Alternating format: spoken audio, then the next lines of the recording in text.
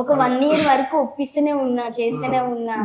ఇక వాళ్ళు నన్ను అర్థం చేసుకోవట్లేదు, నా బాధను అర్థం చేసుకోవట్లేరు, నన్ను అర్థం చేసుకోవట్లేదు. మాట్లాడడం మానేశారా? మొండితనం. ఇంకా నేను నాకు నచ్చిన అబ్బాయినే చేసుకోవాలి అంతే, ఇంకా వేరే క్యాస్ట్ వద్దు, వేరే ఏది వద్దు, మన క్యాస్ట్ అబ్బాయినే చేసుకోవాలని వాళ్ళు. నేనేమో నాకు నచ్చిన లైఫ్. ఇప్పుడు నేను 2 రోజులు పెళ్లి చేస్తే వాళ్ళే హ్యాపీగా ఉంటారు, జీవితంలో హ్యాపీగా ఉండేది నేను అని ఇక నాకు ఇక ఫిక్స్ అయిపోయింది. ఇక లాస్ట్ కి ఏమైంది, ఇక ఒక లాస్ట్ డెసిషన్ 1 year ఆఫ్టర్ జరుగుతూనే ఉంది మా ఇంట్లో డిస్కషన్. ఇక 1 year నుంచి ఒప్పిస్తూనే ఉన్నా. నేను చాలా బక్కగా అయిపోయినా. అందరు అడుగుతారు ఎందుకు ఈ అమ్మాయి బక్కగా అయిపోయింది, ఏం తెలియదు. వాళ్ళ ముందు తింటున్నట్టు నటించి వాళ్ళు వెళ్ళిపోయినాక అన్నం మొత్తం సింక్ లో పడేసేది. అవును, అట్లా నేను చాలా బక్కగా అయినా. ఎందుకు బక్కగా అవుతుందని కూడా వాళ్ళు క్వశ్చన్ వేసేది కాదు ఇక, ఎందుకంటే వాళ్ళకి ఇక నచ్చట్లేదు నేను చేసే బిహేవియర్ అయినా ఏదైనా పట్టించుకోలేదు. ఇక అందరు అడిగేటోళ్ళు ఎందుకు ఈ అమ్మాయి బక్కగా అవుతుంది, ఎందుకు ఈ అమ్మాయి బక్కగా. ఇక లాస్ట్ కి ఇక అయిపోయింది, ఇక ఫిక్స్ చేస్తారు ఒక సంబంధం. మేము ఎట్లయినా చేసుకోవాలి, మాకు అవసరం లేదు, నువ్వైనా ఉండాలి నేనైనా ఉండాలని. మా డాడీ ఆ రోజు ఊరికి వెళ్తుండే, ఒక ఊరికి వెళ్ళినప్పుడు సాయంత్రం వచ్చేసరికి నువ్వైనా ఉండాలి నేనైనా ఉండాలి అని చెప్పిండు. ఇక నేను మొత్తం ఆలోచించిన, నువ్వైనా ఉండాలి నేను ఉండాలి, మీరెందుకు చనిపోవడం, ఇక నేనే చనిపోతా అనుకొని నేను శానిటైజర్ తాగిన ఆ రోజు. శానిటైజర్ కరోనా టైం కదా, బాగా అందుబాటులో ఉంది కాబట్టి శానిటైజర్ తాగిన. మా తమ్ముడు వాళ్ళు చూసిరు, ఇక మొత్తం కూల్ అయిపోతుంది బాడీ. ఒక 2 బుక్కలు తాగేసిన, ఇక మిగతా థర్డ్ది కక్కేసిన మొత్తం. ఇంకా కక్కేసిన తర్వాత మా పిన్ని కొడుకు వాళ్ళు చూసిరు, అక్క ఏమైంది అని ఇంకా టెన్షన్ వచ్చేసిరు. ఇక మా తమ్ముడు ఇంకొక అన్నయ్య ఉంటాడు, మా తమ్ముడు సొంత తమ్ముడు, నీకేం కాదక్క అని ధైర్యంగా తీసుకుపోయింది. హాస్పిటల్ తీసుకుపోయారు. తీసుకుపోయిన తర్వాత మా డాడీకి తెలుస్తుంది కదా, మీరు ఎందుకు అక్కడ ఉంటారు, మా తమ్ముడిని ఇంకో అన్నయ్యని, మీరెందుకు అక్కడ ఉంటారు, వచ్చేయండి, అది చచ్చిపోయినా మాకు అవసరం లేదు, ఇక మీకు ఏం పని లేదు అక్కడ ఉంటుందని మా డాడీ ఫోన్ చేసింది. సాయంత్రం మా పిన్ని మా బాబాయ్ వచ్చింది, మా సొంత బాబాయ్ పిన్ని. అలా ఇక కానీ చూడడానికి కూడా రాలేదు నా హాస్పిటల్. అయితే మీకు తెలుసా ఇలా శానిటైజర్ తాగేశారని? అయితే మాకు ఇక ఒక 15 days ఘర్షణ. ఇక ఇటు మా సైడ్ వాళ్ళ సైడ్, ఇక వీళ్ళ మధ్యలో వాళ్ళ అన్నయ్యలు వాళ్ళు మాకు ఫోన్ చేయడం, నేను వాళ్ళకి ఫోన్ చేయడం, లేదు సంధ్య ఒప్పుకోవట్లేదు అది ఇది అని బాగా డిస్కషన్ అయింది. లాస్ట్ లో ఇక తను శానిటైజర్ తాగేసింది అని ఫోన్ చేసింది. సూసైడ్ అటెంప్ట్ తీసుకున్నాను ఫోన్ చేయగానే షాక్ అయింది, అంత షాక్ అయ్యి ఇక ఏమైందని ఇప్పుడు ఇక ఫోన్ చేసింది మా బావ సర్పంచ్ మా మ్యారేజ్ ఏంటంటే ఇక ఆయన దేవల్లే అంత, ఆయన దేవల్లే మా మ్యారేజ్ అయింది. లాస్ట్ కి ఇక తను హాస్పిటల్లోనే ఉంది. హాస్పిటల్లో ఉన్నాక ఇట్లా సూసైడ్ అటెంప్ట్ అయిపోయింది, హాస్పిటల్లో ఉంది. మా పిన్ని సూసైడ్ చేసుకుని ఎవరు రాలేదు, మా తమ్ముడు మా అన్నయ్య కూడా వెళ్ళిపోయారు వదిలేసి. మా పిన్ని మా బాబాయ్ వచ్చిన తర్వాత ఇక వాళ్ళే చూసుకున్నారు, నైట్ మొత్తం వాళ్ళే ఉన్నారు నాతోటి. ఇక తర్వాత కూడా మీరెందుకు ఉంటారు అక్కడ, మీకేం పని లేదా, మీరు వ్యవసాయం చూసుకునే వాళ్ళు వ్యవసాయం చూసుకోకుండా ఎందుకు అదానికి అడుగుతారని ఆయన చెప్పినా కూడా మా పిన్ని మా బాబాయ్ వాళ్ళు పట్టించుకోలేదు. అంటే ఇక వాళ్ళ మాటలు పట్టించుకోలేదు మా పిన్ని మా బాబాయ్, పట్టించుకోకుండా ఇంకా లాస్ట్ కి మరి ఏంది దాని పరిస్థితి ఏంది, వాళ్ళ అమ్మ నాన్న వాళ్ళు పట్టించుకోలేరని వీళ్ళకి ఫోన్ చేసింది. ఫోన్ చేయగానే ఇప్పుడు మా బావ కొంచెం వెల్ సెటిల్డ్, కొంచెం బాగానే రెస్పాన్సిబిలిటీ, కొంచెం పొలిటికల్ అయితే ఇక పోయి తీసుకొద్దామని చెప్పేసి కారు, మా బావది ఎర్టిగా కార్ తీసుకుని, దానికంటే ముందు 1 day ఇక్కడ మబ్బాద్ వచ్చి ఒక 2-3 days అంటే ఈ సూసైడ్ అటెంప్ట్ ముందు ఒక 1 week ముందు వచ్చింది. ఏమైందంటే నా బాధను మా పిన్ని మా బాగా చూడలేకపోతున్నారు. మరి వాళ్ళ ఉద్దేశం ఏంటంటే దీన్ని ఎట్లయినా విడగొట్టాలి, అక్కడికి పోయి వాళ్ళతోటి మేము చేసుకోనని చెప్పియాలి, దీని ముందు చెప్పిస్తే నమ్ముతుంది, అప్పటిదాకా ఇది నమ్మదు ఏ విషయాలు అయినా అని అన్నది. ఇక తర్వాత నేను గట్టిగా మాట్లాడినా ఏంది తర్వాత ఇక మాట్లాడిన తర్వాత ఇక సూసైడ్ అటెంప్ట్ అయిపోయిందని తెలిసి ఇక మా బావ ఫోన్ రాగానే ఎట్లా రా సంగతి అనగానే కథ మా అమ్మ మా బావ అక్క వాళ్ళ ఒక 4-5 కలిసి ఎట్టిగా కార్ వేసుకొని డైరెక్ట్ తన ఉన్న హాస్పిటల్కి వచ్చారు. హాస్పిటల్కి వచ్చి డైరెక్ట్ తనని ఎక్కించుకొని డైరెక్ట్ మా ఇంటికి తెచ్చుకున్న నెక్స్ట్ డే ఇక పైకి అక్కడ చిన్న గుడి, అది మొబైల్లో చాలా చిన్న గుడి, అసలు అది గుడి కూడా అన్నారు, అంత చిన్న గుడి. ఆ గుడిలో వెళ్ళి మ్యారేజ్ ఎందుకు మీ సైడ్ ఒప్పుకున్నారు కదా మామూలుగానే చేసుకోవచ్చు. ఏమైందంటే నేను ఇక అట్లా అయిపోయింది, సూసైడ్ అటెంప్ట్ చేసుకున్నా. వాళ్ళు వచ్చి నన్ను తీసుకెళ్ళారు, మా అమ్మ వాళ్ళకి ఫోన్ చేసి ఇప్పుడు మా పిన్ని వాళ్ళ ముందు తీసుకెళ్ళారు నన్ను. ఓకే. ఇట్లా తీసుకెళ్తారు, ఇట్లా అంటే మాకు అవసరం లేదు, నువ్వు చనిపోయింది అనుకో, నాకు చెప్పిన వినదు, దాని లైఫ్ దాని ఇష్టం అని నన్ను వదిలేసిరు. ఇక వదిలేసిన తర్వాత తీసుకొచ్చిరు. అయితే ఆ రోజు December 29 ఒక్క రోజే, December 28 నైట్ నేను వచ్చిన. 29 రోజు ముహూర్తం ఒక్కటే ఉంది, మళ్ళీ 2 months తర్వాత ఉంది. ఓ 2 months తర్వాత ఆ రోజు ఒక్క ముహూర్తమే ఉంది. ఉంది After 2 దగ్గరలో ఏం లేదు, అదొకటి టెంపుల్ ఉంది. డైరెక్ట్ ఆ టెంపుల్ మీద నేను ఎందుకు ఒప్పుకున్నారని మీరు అడిగిర్రు. అంటే ఎందుకు మీ సైడ్ ఒప్పుకురు కదా, గ్రాండ్ గా చేయొచ్చు మ్యారేజ్ అని అడిగిర్రు. ఎందుకంటే 29 రోజు ఒక్క రోజు ముహూర్తం ఉంది. ఆఫ్టర్ 2 months తర్వాత వీళ్ళే మారుతారు. ఆగమని చెప్పింది మా అమ్మ మా బావ అందరూ. ఒక 2 days ఆగు, చేద్దాం మ్యారేజ్ చేద్దాం, ఒక 2 days ఆగంటే లేదు తర్వాత మీ మనసు ఏమైపోతుందో ఏందో, నన్ను తోలుస్తారు మీ ఇంటికి, మా ఇంటికన్నా నన్ను తోలుస్తారు మీరు. వాళ్ళ ప్రెషర్ ఎక్కువైపోయింది. ఇక మ్యారేజ్ అయిపోతే వాళ్ళు ఏమన్నారు కదా, ఆ రోజు సడన్ గా అయిపోవాలి అంతే ఇక అని, ఇక సడన్ గా గుళ్ళో మ్యారేజ్ చేసుకున్నాం. తర్వాత సరేలే ఎట్లయినా మ్యారేజ్ జరగలేదు కదా అని January 16th మా అత్తమ్మ రిసెప్షన్ పెట్టింది గ్రాండ్ గా. అది గ్రాండ్ గానే చేసుకున్నాం. ఇక తను ఇక నా కూతురు కూడా ఎవరు లేదు, దాని బాధ నేను చూడలేను, దాని పాపం నేను మూట కట్టుకోలేను, మా కోసం వచ్చింది, నా కొడుకు కోసం వచ్చింది అని అన్ని ఆలోచించింది. ఇక ఒక కూతురికి నేనేం చేయలేను, నా కూతురు లేరు, అదే కూతురు అదే అన్ని అని దగ్గరుండి అన్ని కొనియడం, శారీస్ అని ఏదైనా. ఇక మా అమ్మ నాన్న ఎట్లా మ్యారేజ్ లు మనకు అన్ని చేస్తారో మా అత్తమ్మ కూడా అట్లనే అన్ని చేసి ఇక మా రిసెప్షన్ గ్రాండ్ గా చేసింది. అప్పుడు ఫీల్ అవ్వలేదా మీరు, అంటే అమ్మ వాళ్ళు కూడా ఉంటే బాగుండు కదా? అమ్మ వాళ్ళకి ఫోన్ చేసిన రిసెప్షన్ కి చేసి ఇక మా డాడీగా చెప్పేసిండు మొత్తానికి, మాకు దానికి సంబంధం లేదు, అది చచ్చిపోయినా మాకు అవసరం లేదు, ఇప్పుడు పెళ్ళైంది కదా ఇక్కడ తీసుకురండి, తీసుకొచ్చినా కూడా మేము ఏం చేసుకుంటే అది మా ఇష్టం, కానీ మీరు ఎప్పుడు ఇట్లా కట్నం ఇస్తానని ఆశించొద్దు, నేను కలుస్తా అని కల్లో కూడా అనుకోవద్దు అని చెప్పేసిండు ఫేస్ టు ఫేస్. ఇక అట్లనేసరికి మనసు ఇక చంపేసుకున్నా నేను, వీళ్ళు ఎప్పటికి మారరు ఇక ఆ వర్డ్ తోటి. అంటే నేను ఇక్కడికి వచ్చినా కూడా నాకు అవసరం లేదు, నేను ఎన్నడూ కలవని చెప్పేసిండు మొహం మీద. ఆ రోజు తర్వాత హోప్ ఉండే తను, ఎప్పుడైనా కలుస్తాను లేదా హోప్ ఉండే. ఆ ఫోన్ కాల్ మాట్లాడిన తర్వాత అప్పటి నుంచి ఇక తను కూడా అనుకున్నది మా నాన్న ఎప్పటికి కలవడు కావచ్చు అనుకుని. ఆ రోజు తర్వాత ఇప్పటిదాకా మళ్ళీ మాట్లాడలేదా? లేదు, ఈ రోజు వరకు 2 years అవుతుంది మ్యారేజ్. ఒక్కసారి కూడా అమ్మతో కూడా ఎవరితో ఏమో, అంటే మీరు ఒక 10 సార్లు ట్రై చేస్తే 11వ మాట్లాడొచ్చేమో కదా. ఇక ఎందుకు వాళ్ళకి ఇష్టం లేదని చెప్పారు, వాళ్ళ మధ్యలో ఊక ఫోన్ చేసి డిస్టర్బ్ చేసి. మీకు ఇష్టం లేదా వాళ్ళంటే? వాళ్ళ ఇష్టమే, ఫుల్ ఇష్టం నాకు. నేను ఇంట్లో ఏడుస్తారు ఎప్పుడైనా కూర్చొని, నాకు అమ్మ గుర్తొస్తుంది, నాన్న గుర్తొస్తుంది. 2-3 times ఏడ్చింది నాకు. మా వాళ్ళు అంటే ఇటు లవ్ మ్యారేజ్ కదా, మేమంతా సెటిల్ కూడా, మేము బేసికల్ గా మేము పూరే. మా నాన్న ఉన్నప్పుడు బాగానే ఉండే, మా నాన్న ఎక్స్పైర్ అయిపోయిన తర్వాత మేము కొంచెం పూర్ అయిపోయేసరికి ఇక మమ్మల్ని కూడా మా ఫ్యామిలీలో మా సైడ్ కూడా మమ్మల్ని పట్టించుకోదు, ఎందుకంటే మనీ మాకేం లేదు. మమ్మల్ని కొంచెం అక్కడక్కడ ఎటైనా పోయినప్పుడు వాళ్ళు ట్రీట్ చేసే పద్ధతి కానీ చులకనగా చూడడం, కొంచెం చులకనగా అనిపిస్తాయి కదా. అప్పుడు ఫీల్ అవుతారు తను, మా వాళ్ళు ఉంటే బాగుంది. అంటే మా వాళ్ళు కట్నం ఇస్తే నన్ను కూడా వీళ్ళు అంటే డబ్బు ఉన్నది అని కొంచెం ట్రీట్ చేస్తారు కదా, బంగారం కావచ్చు, వాళ్ళందరూ వేసుకునేదాన్ని కావచ్చు, దాన్ని బట్టి అట్లా ఫీల్ అయిపోతుంది. 2 సార్లు 3 సార్లు అట్లా ఏడ్చింది వాళ్ళ అమ్మ కోసం, నాన్న కోసం ఏడ్చింది. ఇక తర్వాత ఇక వాళ్ళు వాళ్ళు పట్టించుకోవట్లేరు అని. కానీ నాకు ఒక్కటే హోప్ ఏంటంటే మా నాన్న వాళ్ళు ఇప్పటికి కూడా నన్ను ఏమి ఇబ్బంది పెట్టలేదు, వాళ్ళని నేను ఇబ్బంది పెట్టి. ఇప్పుడు నేను ఫోన్ చేస్తా కానీ వాళ్ళకి ఎందుకు డిస్టర్బెన్స్. ఇప్పుడు నన్ను ఒకసారి చేసిన, నేను అట్లా అన్నారు అంటే వేరే వాళ్ళతో చేపించిన, నేను కూడా చేయలేదు. ఆ మాటలన్నీ నేను విన్న తర్వాత వీళ్ళు మనసు అంటే ఒకళ్ళు చెప్తే వీళ్ళు వినొద్దు, వాళ్ళ మనసు వాళ్ళే మార్చుకొని నా దగ్గరికి వస్తారేమో అన్న హోప్ నాకు ఉన్నది.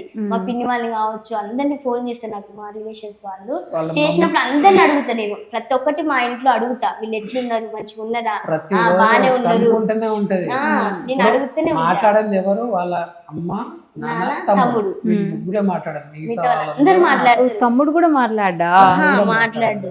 ఓకే, ఏం చదువుకుంటున్నాడు తమ్ముడు డిగ్రీ మధ్యలోనే ఆఫ్ చేసిండు. తర్వాత వాటర్ ప్లాంట్ పెట్టిన, వాడికి స్టడీ అంటే ఎక్కువ ఇష్టం ఉండదు, అదే మెయింటైన్ చేస్తుంటాడు. వాటర్ ప్లాంట్ వాడు చూసుకుంటాడు, షాప్ ఉంది మాకు, ఇక అంతా. ఇంకా మరి ఇప్పుడు అంటే ఆల్రెడీ ఇంట్లో పెద్ద గొడవ అవుతుంది, ఇప్పటికీ ఇది ఏమంటారు కలిసిపోయింది లేదు, కలవకుండా ఉంది లేదు, ఛాన్స్ ఉండొచ్చు, మేబీ అదృష్టం బాగుండి కలిస్తే బాగుండనే కోరుకుంటాం కదా. అంటే యూట్యూబ్లోకి వచ్చేస్తే ఇప్పుడు మళ్ళీ అక్కడ యూట్యూబ్లో కూర్చొని వీడియోలు చేసుకుంటుంది, ప్రశాంతంగా ఎంజాయ్ చేస్తుంది, మనం లేకపోయినా మంచిగానే ఉంది అని మీ మమ్మీ వాళ్ళు అనుకునే ఛాన్స్ ఉంటుంది కదా. యూట్యూబ్లోకి వచ్చి వీడియోస్ పెడుతున్నారు, ఇప్పుడు ఇన్స్టాగ్రామ్లో వీడియోస్ చేస్తున్నారు. అంటే ఒకసారి మమ్మల్ని మర్చిపోయింది, ఇక తన హ్యాపీగానే ఉంది కదా అని అనుకుంటుంది. ఉమ్, ఇప్పుడు ఏదైనా సరే, ఇప్పుడు మనము ఒక కెమెరా ముందు వస్తే అది వేరే ఉంటది, ఎవరిదైనా రియల్ లైఫ్ వేరే ఉంటది, అవునవును. కెమెరా ముందు వేరే ఉంటది. మేము అదంతా మా కెమెరా ముందు అంటే మేము ఇప్పుడు ఉండే అన్యోన్యంగా కానీ మా ప్రేమ కానీ అంతా ఒరిజినలే. మేము ఉండే సంతోషం ఒకటి, కెమెరా ముందు అది ట్రూ కాదు. ఇన్స్టాలో ఇప్పుడు సాంగ్ ఎలా వస్తుంది కదా. అంటే ఇప్పుడు మేము రీల్ తీస్తుంటాం, మధ్యాహ్నం టైంలో తీస్తున్నాము. అప్పుడు తీస్తుంటే ఇక తనకు నాకు కొంచెం గొడవ అవుతుంది, ఇష్యూ అవుతుంది, ఇక గట్టిగా అవుతుంది. మళ్ళీ ఎమ్మటే ఒక్క క్షణంలోనే ఇప్పుడు వీడియో తీయాలి ఇక అంతే. ఇక ఆ బాధ అంతా ఇక మర్చిపోతాం మేము ఆ క్షణానికి, ఎందుకంటే వీడియో ముఖ్యం, మనకి ఇంపార్టెంట్, ఈ రోజు మనం వీడియో అప్లోడ్ చేయాలి అని మేము తిట్టుకున్నా కొట్టుకున్నా ఏడ్చిన సంఘటనలు కూడా ఉన్నాయి. ఇట్లా డిస్కషన్ అనుకుంటూ ఆ క్షణం ఏడ్చి మళ్ళీ కన్నీళ్ళు దూచుకొని వీడియో ఎట్లయినా అప్లోడ్ చేయాలి, ఎందుకు మన వ్యూవర్స్ కూడా ఎందుకు వీడియో చేయలేదు అని అడుగుతారు, ఎందుకని ఎమ్మటే మళ్ళీ వీడియో తీస్తాం. ఇక అన్ని మర్చిపోతాం, ఇక వీడియో నవ్వుకుంటున్నాం, అది ఏడ్చుకుంటున్నాం, వీడియో తీసేసి ఇంకా సాయంత్రం వరకు అప్లోడ్ చేస్తాం. ఓకే.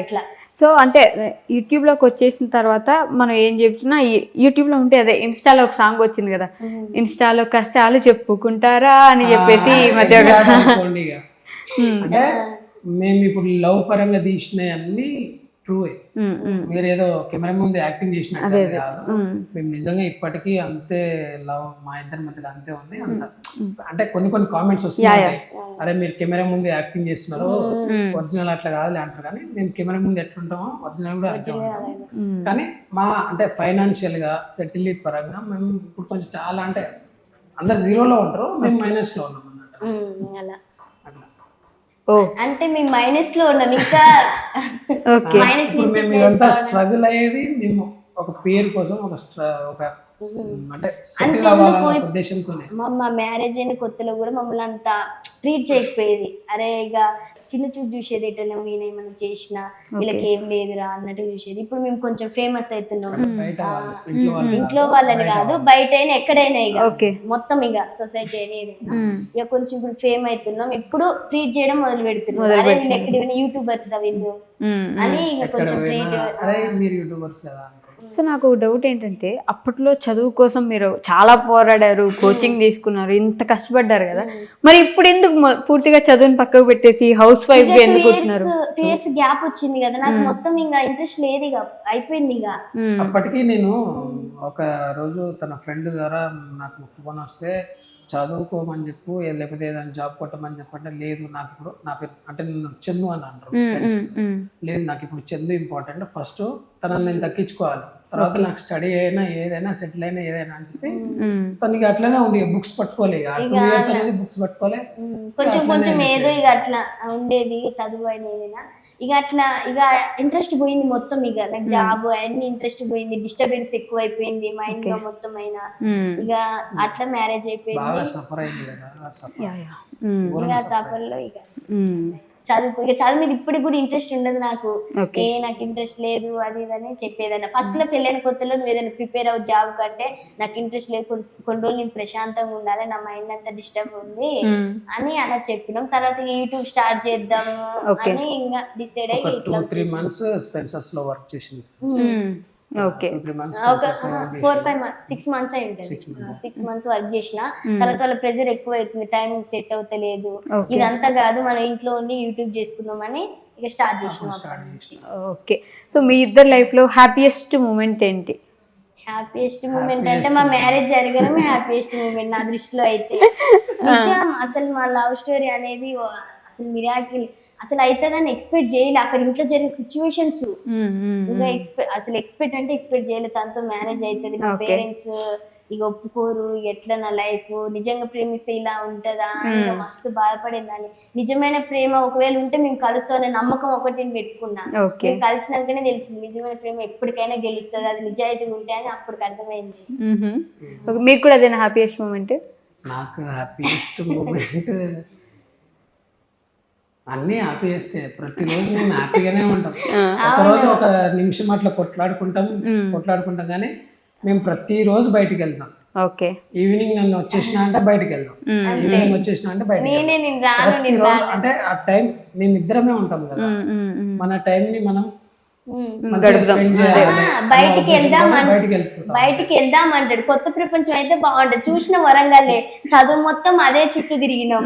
రోజు బయట ఏముంది అదే సిటీ. హైదరాబాద్ అయితే ఎక్కడో ఒక్కడ పోతాం, అదో ఇదో చూసిన హైదరాబాద్ చూసిన గల్లీలు ఎన్నిసార్లు అని పోతాం. అందుకే నేను రాను చెప్తా. సాడెస్ట్ మూమెంట్ ఏంటి మరి మీ లైఫ్ లో? బాగా కూర్చొని ఏడ్ చేసిన రోజు. నాకు ఇప్పటికీ ఏడుపు వస్తుంది. ఏమైంది? ముక్కులోంచి బ్లడ్ కంటిన్యూస్ గా కారింది మార్నింగ్.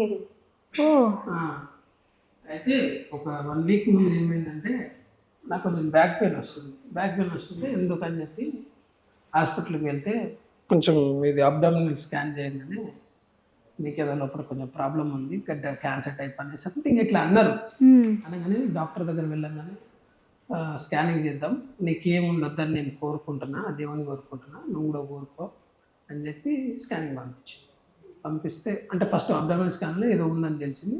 తర్వాత మెయిన్ స్కానింగ్లో ఏం లేదు అని తెలిసింది. ఇక అప్పుడు కొంచెం రిలాక్స్ అయినా, మర్చిపోయినాం. అది 4 రోజులు అయిపోయింది. మొన్నటి అయిపోయింది. ఇలా మార్నింగ్ లేచి ఇక మనం ఇటు వద్దామని చెప్పి బ్రష్ చేసుకున్నా, ఇట్లా వాష్ చేసుకున్నాను. ఇట్లా అనగానే కంటిన్యూస్గా బ్లడ్ కారుతూనే ఉంది నుంచి. అప్పుడు నాకు మస్తు భయం వేసింది. ఇక నాకు ఇప్పటికీ తెలియదు నా బాడీలో ఏముందో. డాక్టర్ అయితే పర్లేదు, అది వేడికి అట్లా అవుతుంది, దానికి ప్రాబ్లం ఏం లేదు అన్నారు. తర్వాత అదే సాటిస్ట్గా ఇద్దరం హగ్ చేసుకొని ఒకటే అంటే నేను ఏమైపోతా అని అందరినీ వదిలేసి వచ్చింది. ఏమైపోతా ఏం కాదండి, మీకు మీరే ఏడుస్తున్నారు ఇప్పుడు మళ్ళీ. ఏం కాదు, దేవుడు ఉన్నాడు.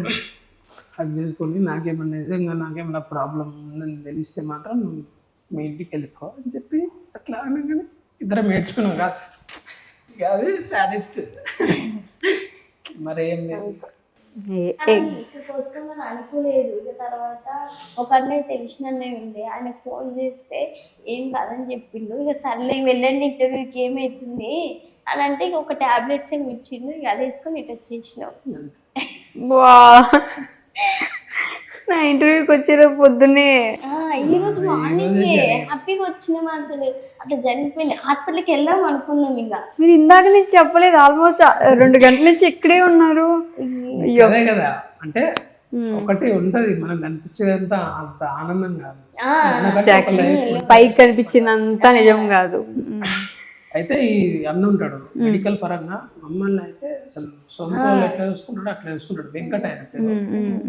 మేము ఏదైనా వీడియోస్ అప్లోడ్ చేసినా, ఏం అప్లోడ్ చేసినా, అరే బాగుందిరా ఇట్లా చేయండి అట్లా చేయండి, ఆయన ఒకటే మమ్మల్ని సపోర్ట్ చేసింది. అంటే కంటెంట్ పరంగా మా సొంతలు కూడా మమ్మల్ని సపోర్ట్. ఇంతవరకు మీ వీడియోస్ ఇట్లుంటాయి అట్లుంటాయని ఎవరు చెప్పారు తెలుసా? మావి కావాలని చూడరు ఎక్కువ. ఓన్ రిలేటివ్స్ లో కూడా ఇప్పటి వరకు మీ వీడియోస్ బాగున్నాయి రా అని మొన్న మా బ్రదర్స్ వాళ్ళందరూ కానీ ఇది వరకు మేము స్టార్ట్ చేసి 6 months అవుతుంది కానీ ఏ రోజైనా వీడియోస్ బాగున్నాయి చేయండి ఎట్లా చేయండి అట్లా ఎక్కడైనా ఫంక్షన్ లో కలుసుకున్నా కూడా ఎవరు చెప్పారు. అక్కడ టాపిక్ తీయరు మా వీడియోస్ గురించి. మాకు మస్తు బాగా అనిపిస్తుంది. ఇక సర్లే ఇక వాళ్ళకే తెలుస్తుంది ఏదో ఒక రోజు మన గురించి అని అనుకుంటాం. ఇక ఏం కాదండి. తమ్ముడు ఆనంద్ అనిల్ కూడా, వీళ్ళ చెల్లె చందన కావచ్చు, అనిల్ ఆనంద్ స్టార్టింగ్ లో వాళ్ళే అందరికి షేర్ చేయడం, వాట్సాప్ స్టేటస్ పెట్టుకోవడం, వాళ్ళ ఇన్స్టా స్టేటస్ పెట్టుకోవడం, వాళ్ళు బాగా సపోర్ట్ చేశారు. అప్పటి వరకు మనకి ఎవరు సపోర్ట్ చేయలే. వాళ్ళు ఎందుకండి, మీకు ఇంతమంది మిలియన్స్ లో వ్యూస్ వస్తున్నాయి, ఇంతమంది అభిమానులు ఉన్నారు. మా వదిన ఉండే అంటే మా రిలేటివ్స్, వీళ్ళ వీళ్ళ రిలేటివ్స్. మా పరంగా అయితేనే మా వదిన స్వాతి వదిన ఆమె, మళ్ళీ మా మావయ్య మా సైదుల్ మావయ్య ఉంటాడు, మా మేనమామ ఆయన కూడా. వీళ్ళిద్దరు నాకు బాగా అంటే బాగా సపోర్ట్. వాళ్ళిద్దరు అరే మీరు ఇలానే చెయ్యండి, ఇంకా కంటెంట్ మా మావయ్య అయినా మా వదినైనా ఇలానే చెయ్యండి, ఇలానే కంటెంట్ మీరు ముందుకు వెళ్తారు. స్టార్టింగ్ లో మాకు ఎవరు లేరు అన్న ఫీలింగ్ ఉండే.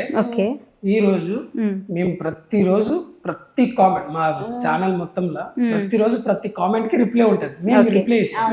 మాకంటూ ఒక ఫ్యామిలీ ఉంది. అదే కదా మరి.